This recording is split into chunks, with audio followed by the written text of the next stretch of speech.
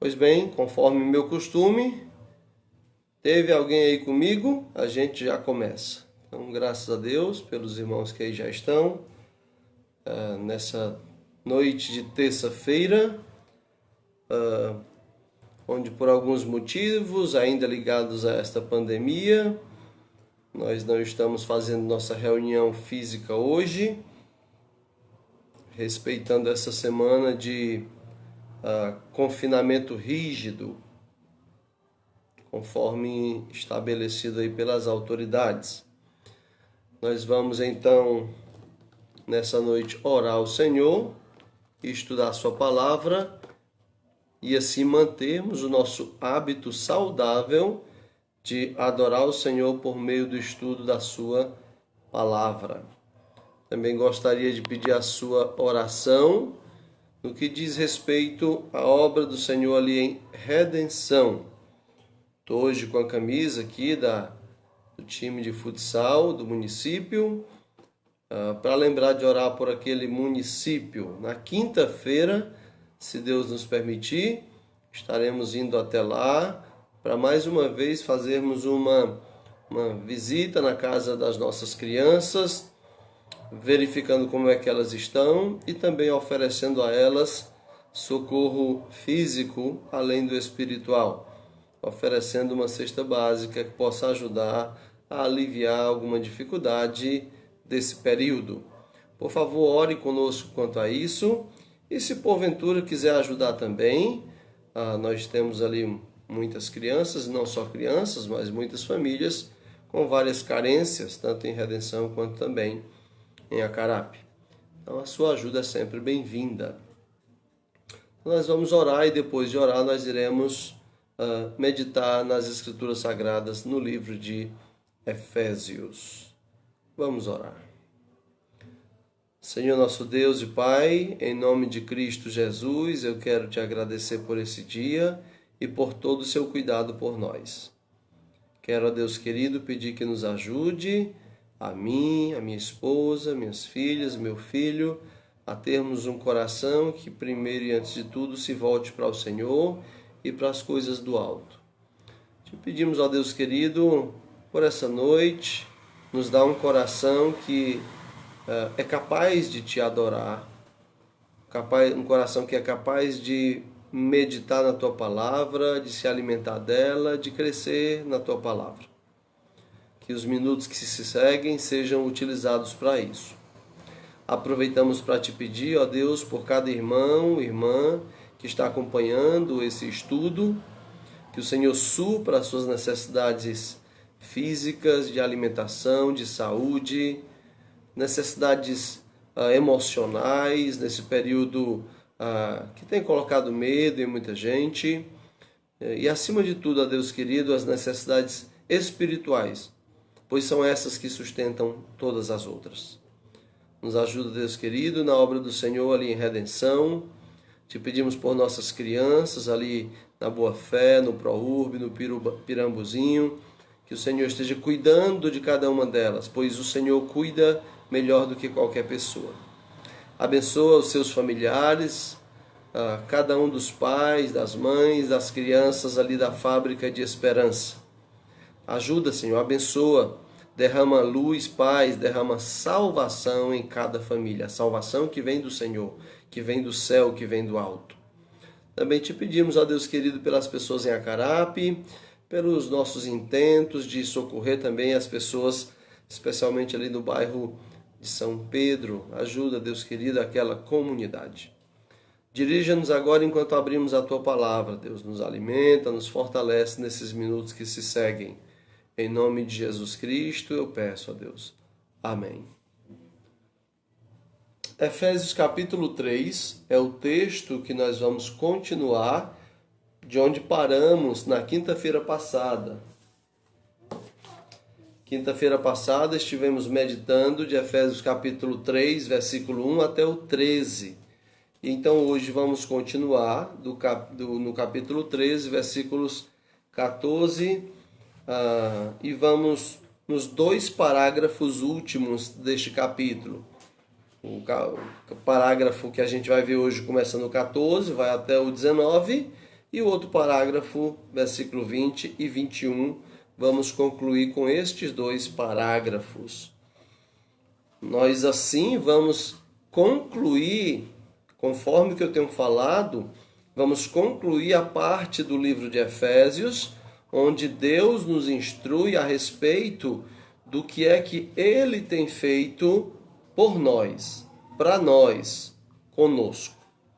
E a partir daí, capítulo 4, 5, 6, o que é que Ele exige de nós, espera de nós, nos ordena para que façamos, uma vez que Ele já fez tudo o que fez nos capítulos 1, 2 e 3, que nós vamos concluir hoje. Então, Efésios 3 e 14 diz assim: Por esta causa me ponho de joelhos diante do Pai, de quem toma o nome toda a família, tanto no céu como sobre a terra, para que, segundo a riqueza da sua glória, vos conceda que sejais fortalecidos com poder, mediante o seu Espírito no homem interior. E assim habite Cristo no vosso coração, pela fé, estando vós arraigados e alicerçados em amor, a fim de poderdes compreender com todos os santos qual é a largura e o comprimento e a altura e a profundidade, e conhecer o amor de Cristo, que excede todo entendimento, para que sejais tomados de toda a plenitude de Deus. Ora, àquele que é poderoso para fazer infinitamente mais do que tudo quanto pedimos ou pensamos, conforme o seu poder que opera em nós, a ele seja a glória na Igreja e em Cristo Jesus, por todas as gerações, para todos sempre. Amém. Pois bem, continuando então a nossa meditação, reflexão, estudo, ou a nossa busca de compreender em Efésios 1, 2, 3 o que é que o Senhor Deus tem feito por nós, Paulo começa este parágrafo no verso 14 dizendo: por esta causa. Essa é uma expressão que Paulo repete várias vezes no texto, justamente porque o texto ele é uma consequência um do outro. Por esta causa, versículo 1 do capítulo 3 começa com que frase? Verifica aí. Capítulo 3, versículo 1, por esta causa. Se você voltar, no capítulo 2, versículo 11, diz, portanto, que é outra forma de dizer, por esta causa. E se você voltar no capítulo 1 e versículo 15, ele diz, por isso, que é outra forma de dizer, portanto, de dizer, por esta causa. Então, capítulo 1, 2, 3, de fato, de verdade, tanto pela lógica do texto, pelo conteúdo, mas também pela organização e a estrutura dele, fica claro que é uma sequência de ideias, é uma corrente de ideias que o Senhor está passando para nós, de fato e de verdade. Então, Paulo está dizendo, capítulo 3, verso 14, por esta causa, ao dizer isso, ele está se referindo ao que ele tinha falado anteriormente. E o que é que ele tinha falado anteriormente? Eu não vou repetir, né? Está aí nos estudos que a gente está deixando gravado.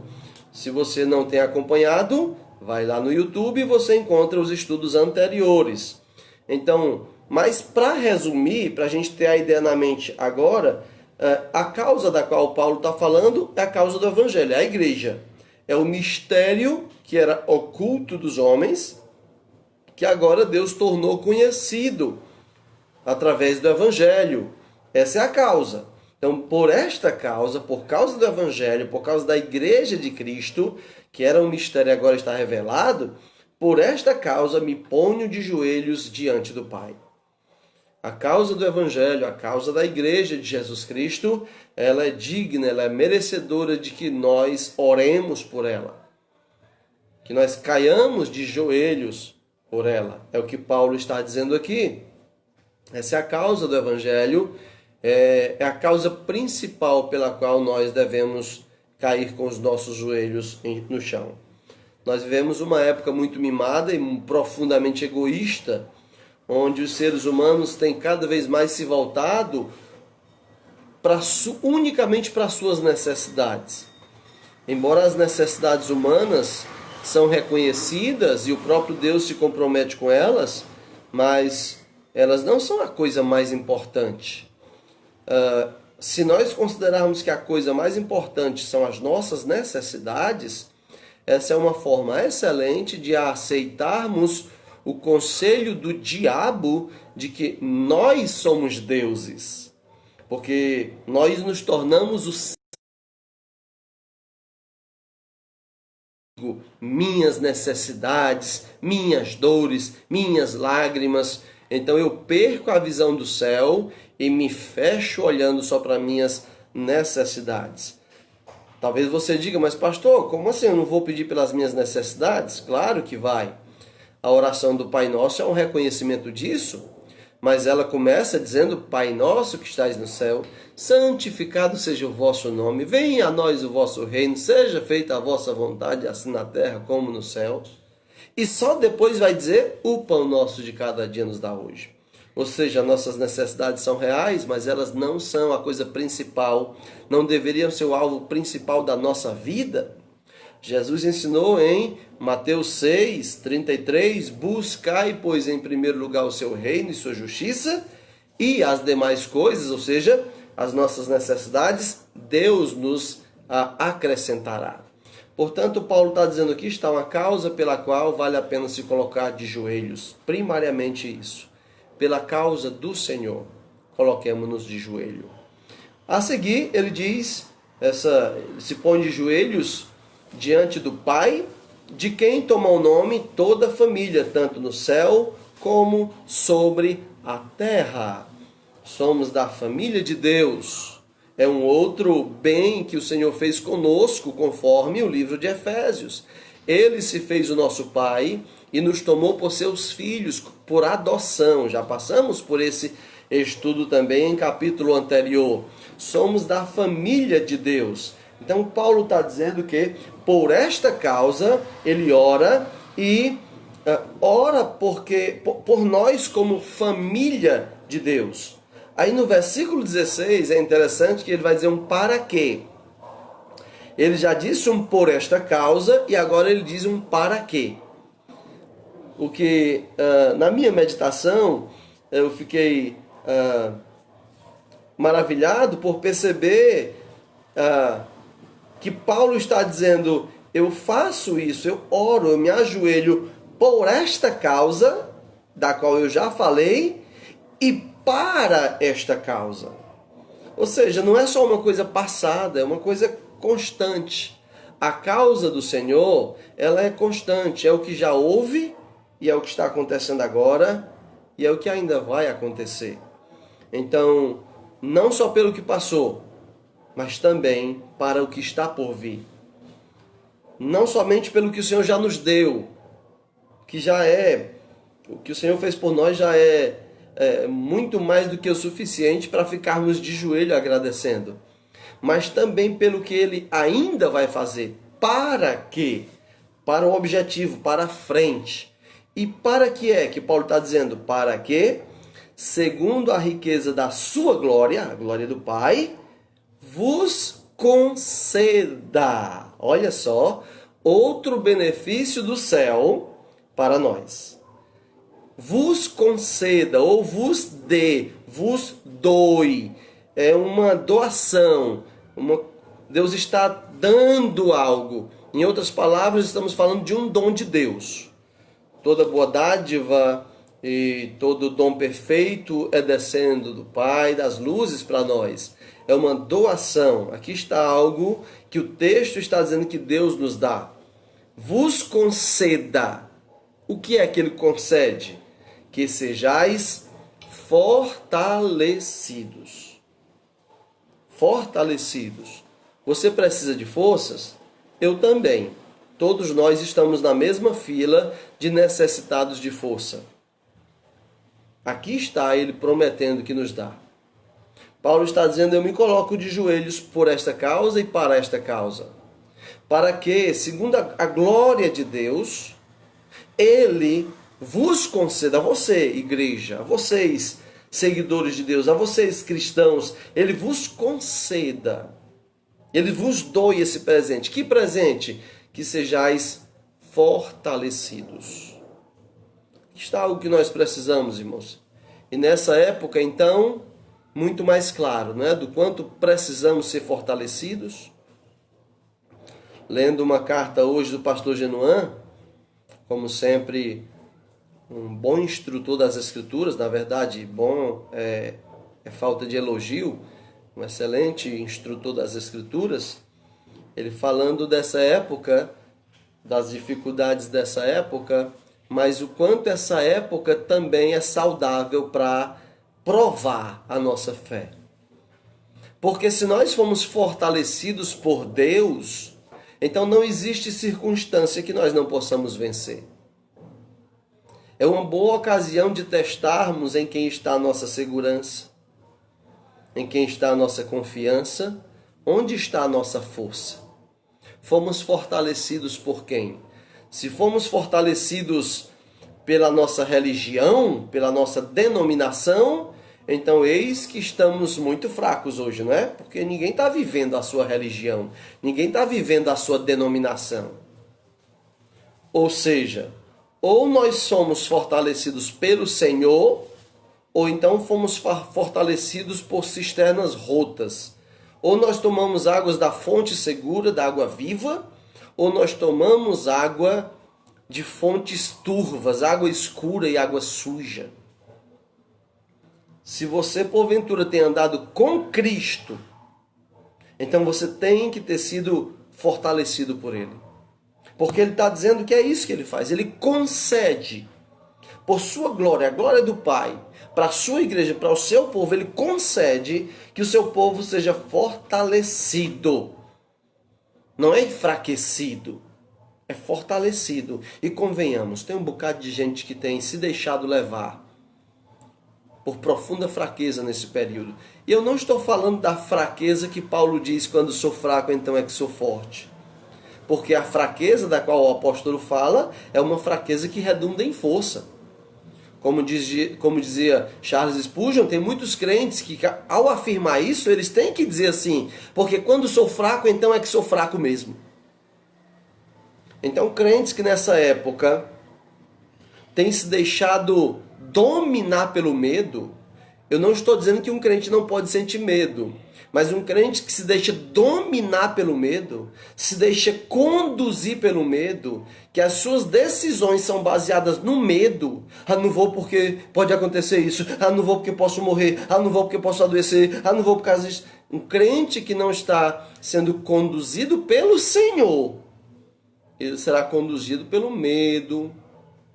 E isso é muito ruim. Então, o Senhor promete, esse texto diz que o Senhor concede que o seu povo seja fortalecido com poder, mediante o seu espírito no homem interior. Você tem o Espírito Santo de Deus? Mesmo pessoas com o Espírito Santo falham, erram, podem pecar, acontece, todos nós somos assim. Mas ser dominado por outra coisa que não seja o Espírito de Deus, o seu poder, é digno de avaliação. Como é que eu tenho andado? Você tem um Espírito ou não tem? Caso você diga, eu não sei, como é que tem esse Espírito e tal? Volte para Efésios capítulo 1, verso 12 e 13. A fim de sermos para o louvor da sua glória, nós os que de antemão esperamos em Cristo, em quem também vós, depois que ouvistes a palavra da verdade, o evangelho da vossa salvação, tendo nele também crido, fostes selados com o Santo Espírito da promessa. Portanto, se você ouviu a palavra da verdade, a palavra de Deus, se você ouviu o evangelho da salvação, que é a palavra de Deus, e então depositou toda a sua esperança, segurança, sua fé, sua confiança nessa verdade, a Bíblia diz que você recebeu o Espírito de Deus, foi selado com Ele. Então agora viva conforme o poder dele. Viva conforme o poder dele. Seja ousado. Pratique a fé. Abandone o medo. Viva uma fé verdadeira, que é baseada no poder do Espírito Santo, que supre isso na vida dos que o têm, dos que creram no Evangelho, na palavra da verdade. Versículo 17 segue dizendo o fluxo do pensamento. E assim, ou seja, se Deus concedeu que seja fortalecido com poder mediante o seu Espírito que está no homem interior de quem creu, assim habite Cristo no vosso coração. Habite Cristo no vosso coração assim, pelo Espírito de Deus. A habitação do Espírito é a habitação de Cristo. A habitação de Cristo é a habitação do Espírito. A habitação do Espírito e de Cristo é a habitação de Deus. É a divina trindade, a triunidade divina habitando no homem. Olha que presente temos. Você sabia que na antiga aliança não era assim? Os homens eram habitados momentaneamente. O Espírito de Deus vinha, fazia a obra que queria fazer e saía. A habitação hoje permanente do Espírito de Deus no homem, o próprio Deus, Jesus Cristo, é uma das novidades da dispensação da graça, da dispensação da igreja, é um dos mistérios do Evangelho que o apóstolo Paulo desvenda aqui para a nossa compreensão. Portanto, somos habitados por Cristo. Como é que pode alguém habitado pelo leão da tribo de Judá viver amedrontado todo o tempo, dominado pelo medo, dominado pelo pecado? Dominado, eu não estou dizendo de cometer erros, deslizes, quedas, eu estou falando de ser dominado. Deu uma falhazinha aqui, mas foi resolvido. Então, como é que pode alguém ser habitado pelo leão da tribo de Judá? Ser dominado pelo pecado, dominado pela injustiça, dominado pelo pânico, pelo medo. Todo crente tem falhas e pode errar e pode cair. Alguns podem cair severamente. Mas permanecer lá não é coisa de quem foi habitado pelo leão da tribo de Judá. Uma das provas de que alguém é habitado por Deus é o levantar-se, é o reerguer-se, é o vencer as suas fraquezas. E esse é um presente que a igreja, a habitação do Espírito em nós, fazendo-nos igreja, traz. Assim habite Cristo no vosso coração pela fé, a fé que Ele mesmo nos deu, como já vimos em textos anteriores. Não dá para ser por outro meio, não dá para ser pelo pastor, pelo padre, pela igreja, não, é pela fé que só Jesus Cristo, somente Jesus pode dar. Estando vós arraigados e alicerçados em amor. Olha só que construção o Senhor está fazendo. O Senhor concede fortaleza mediante o Espírito que está em nós, e assim Cristo está em nós pela fé que Ele deu, estando nós arraigados. O que é arraigados? É enraizados. Enraizados. Ou seja, o crente não pode ser uma planta que as raízes são superficiais. Lembra da parábola do semeador?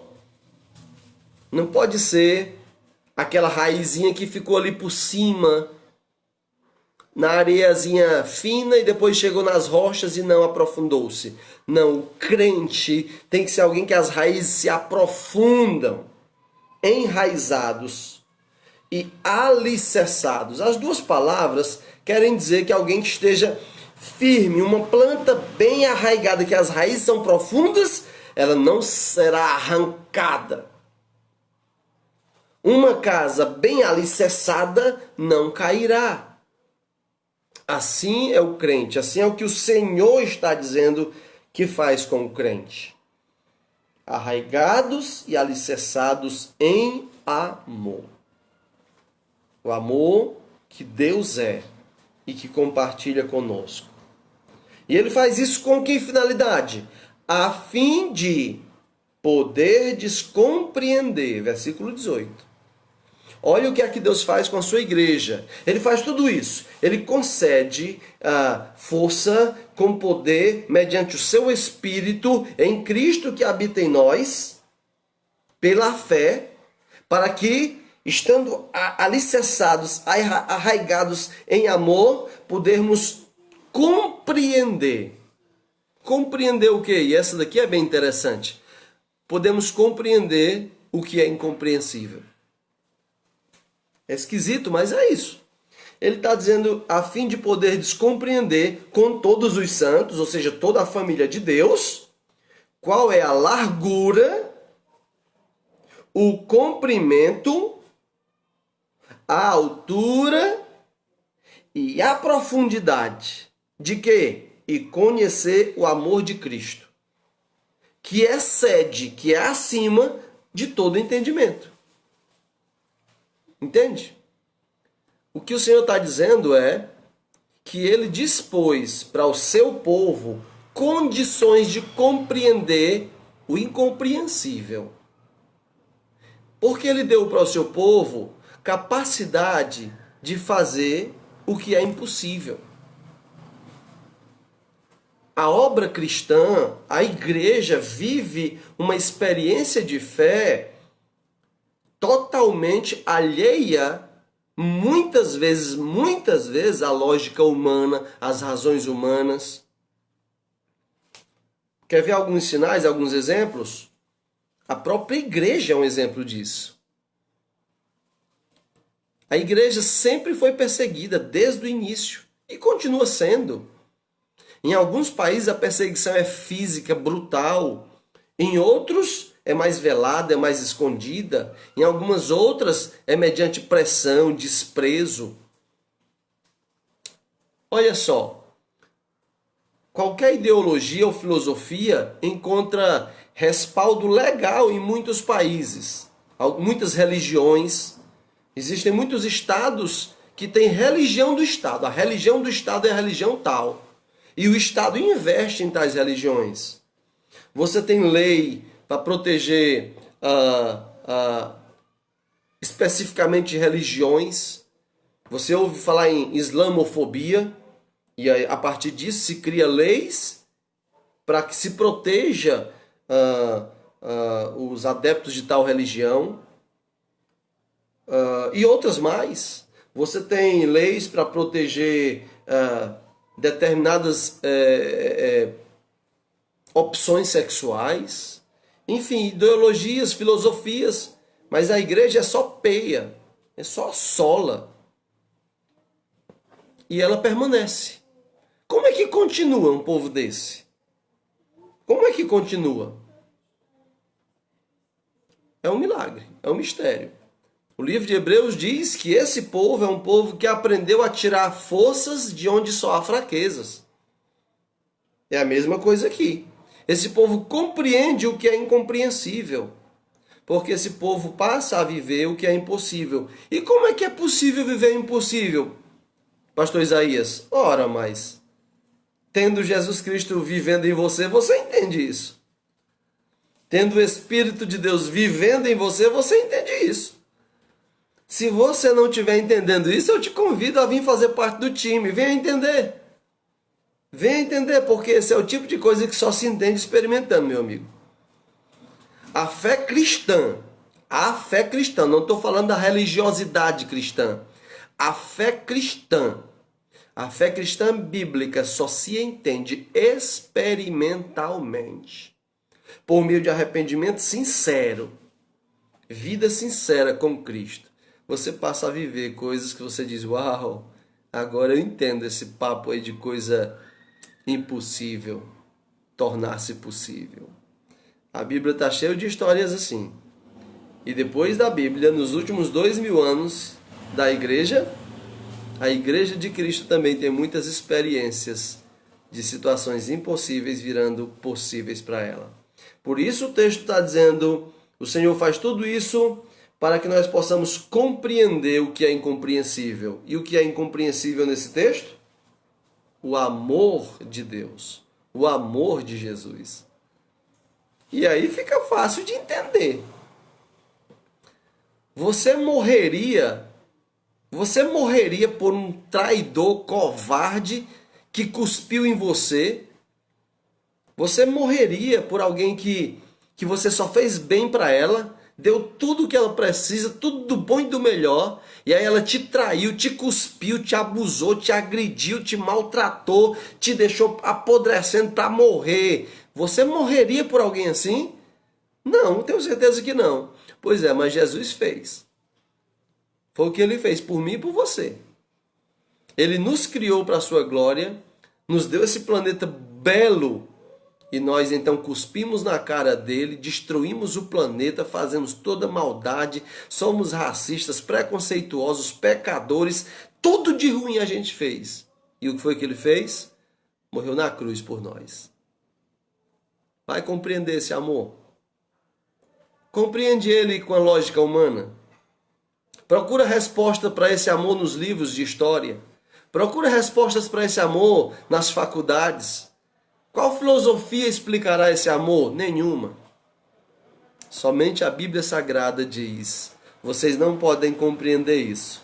Se o próprio Jesus Cristo, no Espírito de Deus, não habitar em você, se isso não for concedido e você não for arraigado nele, alicerçado nele, para poder compreender o que é compreensível, ou seja, saber qual é a largura, o comprimento, a altura e a profundidade, e então conhecer o amor de Deus. Lembre que a palavra conhecer na Bíblia, nesse sentido aqui, tem a ver com relacionamento. Não é conhecer intelectual, é conhecer relacional. Eu experimentei o amor de Deus, por isso eu conheço. Você não entende isso? Eu entendo você. Um dia eu também não entendia. Eu ria e zombava porque eu não entendia. Até que ele veio a mim, entrou, quebrou minhas resistências, quebrou a minha brutalidade, a minha ignorância, a minha burrice, e eu então compreendi aquilo que antes era incompreensível, o seu amor. E o que acontece? Que outro presente Deus nos dá como consequência disso? Versículo 19: e conheceu o amor de Cristo que excede todo o entendimento, para que sejais tomados de toda a plenitude de Deus. Incrível isso. Incrível isso. O apóstolo Paulo está dizendo que essa experiência da habitação de Jesus Cristo no crente faz de verdade ele ser tomado por Deus. Portanto, a Trindade está no crente. O Espírito, Cristo, Deus. Porque o crente, conhecendo esse amor, ele é tomado pela plenitude de Deus. Que milagre, que mistério, que bênção. Sim, irmãos, amém. Que privilégio, irmão Manuel. É isso mesmo. Tio Honório, lá em Cabo Verde, ô meu irmão, amém. É isso. O crente é um grande privilegiado. É por isso que ele é esquisito e estranho nesse mundo. Porque esse mundo jaz no maligno, enquanto o crente jaz, ou descansa, repousa, nas mãos do Deus triuno. Louvado seja o Senhor. Que grande presente. O Senhor tomou o seu povo para que sejais tomados de toda a plenitude de Deus. Você tem medo de quê? Você está se deixando levar, se ou conduzir, se ou ser dominado pelo quê? Abandone tudo isso. O Senhor tomou o seu povo. A plenitude do Senhor tomou o seu povo. Viva isso. Vá viver como alguém tomado por Deus. Saia e vá viver como alguém tomado por Cristo. Vá viver como alguém tomado pelo Espírito de Deus. Viva como um ressuscitado. Viva como quem venceu a morte. Experimente isso. O parágrafo último desse capítulo 3 é um louvor. É um louvor. Paulo diz: ora, Aquele que é poderoso para fazer infinitamente mais do que tudo quanto pedimos ou pensamos, conforme o seu poder que opera em nós. Paulo está dizendo, ora, mas diante de tudo isso, só nos resta glorificar aquele que é poderoso. Ele é poderoso para fazer mais do que o que a gente pode imaginar que seja bom. Conforme o poder que opera em nós, o seu próprio poder, seu Espírito, seu Filho, Ele mesmo que opera em nós. Por isso, verso 21, a Ele seja a glória na igreja, em nós. Ele é glorificado na vida da igreja, no viver da igreja. Por favor, não estou falando daquele prédio que a gente se acostumou a chamar de igreja, não. E linguisticamente falando, não tem nenhum problema chamar aquele prédio de igreja, mas teologicamente falando é um absurdo. Esqueça, teologicamente falando, aquilo não é igreja. Às vezes eu vejo alguns irmãos postando prédios bonitos e botam ou igreja bonita, e eu olho e digo, cadê? Não importa quão belo seja o prédio, comparado com a igreja de Cristo, todo prédio é feio. Belo é a igreja. Belo é você que crê em Cristo, que é habitado pelo Espírito, pelo Filho e pelo Pai. Belo é você, corpo de Cristo. Belos somos nós, corpo de Cristo. Incompreendidos por esse mundo, mas avançando, fazendo bem a esse mundo, porque é nisso que está grande parte da nossa beleza. Porque essa é a beleza do nosso Senhor, que nos amou quando nós o desprezávamos. Ele nos amou quando nós éramos ainda pecadores. E continua nos amando.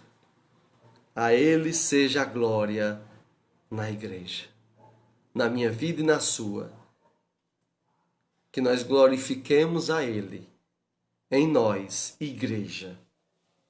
A Ele seja a glória na igreja e em Cristo Jesus, por todas as gerações, para todos sempre. Amém. O que Paulo está nos dizendo, autorizado pelo Espírito de Deus, é que nós iremos glorificar o Senhor, casando com Ele as bodas do Cordeiro. E quanto tempo vai durar isso? Por todas as gerações, para todo sempre. Louvado seja o nome do Senhor. Aleluias. Louvado seja o santo nome do Senhor. Queridos irmãos, nós somos profundamente beneficiados pelo nosso bondoso Deus.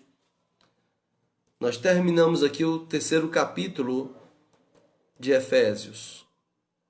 E nesses 3 capítulos é sempre constrangedor. Eu fico procurando palavras. E é difícil encontrar, me perdoem, para tentar dizer alguma coisa para Deus. E eu sei que a palavra do português é obrigado, mas é pouco demais. Porque os benefícios são tantos. E não só tantos na quantidade, mas tão pesados, tão profundos, tão altos, tão largos, tão extensos. O Senhor tem nos beneficiado profundamente. Vivamos para a sua glória. Vivamos para fazer o que lhe agrada. Ainda que isso nos custe essa vida que Ele nos deu para a sua glória, quão bom seria usá-la, gastá-la totalmente para agradá-lo, não é mesmo? Creio que é o que Ele espera de nós e creio que é o melhor que podemos fazer, ao mesmo tempo que é o mínimo que podemos fazer, que devemos fazer. Se Deus nos permitir, na quinta-feira estaremos continuando com o capítulo 4 de Efésios. E a partir dali, nós vamos começar a ver o apóstolo Paulo sendo usado por Deus para dizer assim, muito bem, ok, Capítulo 1, 2, 3. Lembram de tudo que o Senhor fez por vocês? Beleza. Agora, aqui está o que Deus espera que vocês façam com Ele, por Ele, para Ele. Pelo que Ele fez por vocês, com vocês e para vocês. Então, se o Senhor nos permitir, na quinta-feira estaremos aqui com este objetivo. Para o momento, louvado seja o Senhor pelas ricas bondades dele derramado em nossos corações por meio dessa porção da sua palavra. Eu gostaria de orar por cada um de nós, por nossas lutas e assim encerrarmos esse tempo de estudo de hoje. E faça a sua oração agradecendo ao Senhor pelos grandes benefícios que Ele nos tem dado em Cristo. E vai então fazer o que você ainda tem que fazer hoje, descansar. O que for fazer, faça com profunda alegria pelo que o Senhor tem feito por nós. Vamos orar. Senhor, muito obrigado. Muito obrigado, Deus. Essa palavra tão banal e tão pouca, tão fraca, tão pobre de significado para te dizer o que gostaríamos perante os grandes benefícios, profundos benefícios, tantos benefícios que o Senhor tem nos dado. Ajuda-nos, ó Deus, a mais do que dizer obrigado, que nós possamos estar obrigados a viver para Ti, prazerosamente, porque o Senhor merece, porque não tem coisa melhor para fazer com as nossas vidas. Abençoa, Deus, o meu lar, minha família. Abençoa, Deus querido, cada um dos amados que estão acompanhando esse estudo. Te peço, ó Deus querido, por cada família, cada homem, cada mulher, cada jovem, cada adolescente, cada família, Deus. Te peço por cada um dos que estão acompanhando, que são ovelhas que o Senhor tem me confiado. Abençoa elas.